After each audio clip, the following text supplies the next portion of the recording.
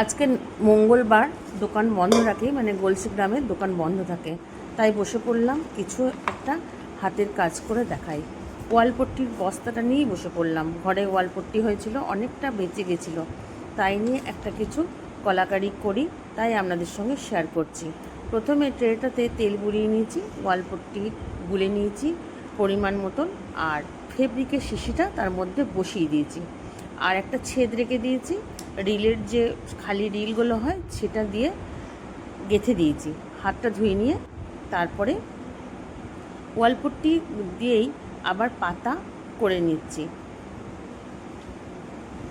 পাতাটা করে নিয়ে কাঁচি দিয়ে পাতা শেপ করে নিচ্ছি।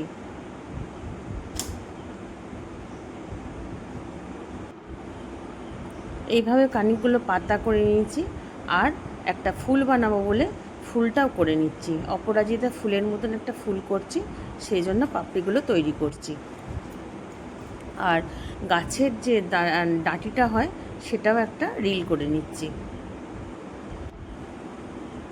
সবগুলো হয়ে গেছে, শুকিয়ে গেছে। আর এটা আমি কিন্তু দুদিনে করেছি বন্ধুরা। একদিন সন্ধ্যাবেলায় করেছি, জিনিসটা শুকায়নি, তারপরের দিন আবার সকালবেলা থেকে শুরু করেছি।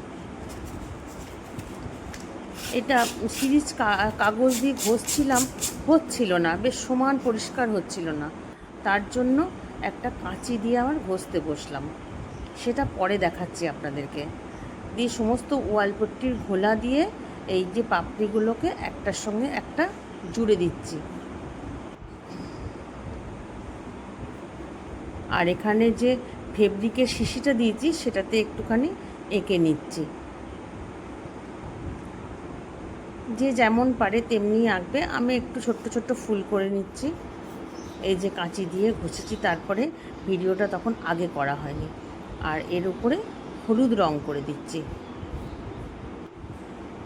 হলুদ রংটা আমার কমপ্লিট হয়ে গেছে। এরপর দিয়ে দেবো অপরাজিতাটাকে নীল রং করব।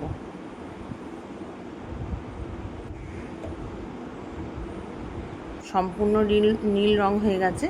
আর পাতাগুলোতে দিয়ে দিচ্ছি সবুজ রং। সবুজ রং করার পর পাতার যে শিরাগুলো হয় সেটাতে হালকা হালকা হলুদ শেড দিয়ে নিচ্ছি।